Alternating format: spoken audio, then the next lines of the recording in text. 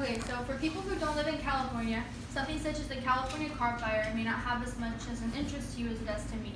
I think it's good to be well educated and informed on things such as the car fire, even if you don't live in the country or even state. So that's why today I'm going to be talking to you guys about the car fire, how it started, the destruction it's done, the acres that has been lost, the lives that were affected by this car fire. So starting off, I'm going to tell you guys obviously how this started. This information can be found on www.businessinsider.com. The author Jeremy Burke published this in 2018. So what happened was a truck and trailer were driving down the interstate near Shasta County and around San Francisco, and the trailer actually blew a tire, and the tire rim started sparking, and it was a really hot day. It was July 23rd. What happened was the sparks caught onto a bush, and the bush ignited in flames, and it just escalated before the firemen could get there. So then that's how this started.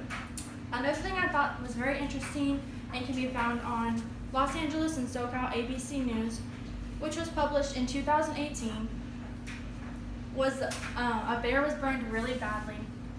Its paws and its arms were burnt so bad that it couldn't walk anymore. So they had to call the vet, and the vet came and got the bear. They sedated it, and they actually used tilapia skin on the bear's wounds, and that's fish skin. What it does is it heals it so they can release the bear back into the wild really quickly. And the bear wouldn't have to stay at an ICU at a vet's office anymore. It could just go back into the wild and do its thing. The next point that I'm going to talk about is actually really serious.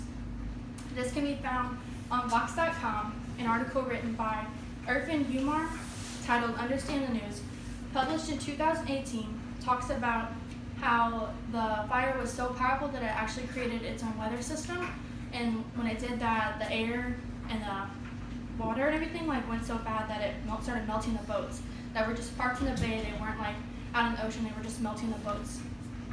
They also ranked this the 8th most destructive fire in SoCal history. So it was so bad that 3,600 firefighters and policemen were actually working on this fire together. $24 million went out in paying all these men in the course of the 4 months that it's been going on. On to my last topic, which can be found on calfire.gov under Hot Topics published in 2018. A lot had been destroyed in this fire, but nothing compares to 3 lives and families that that were changed forever. 3 families had to go home those days because 3 firefighters were lost in the fire. They served 229,651 acres of battling this, and it scorched through houses, homes, buildings, and workplaces for a lot of people. So a lot of animals as well as people lost their living places.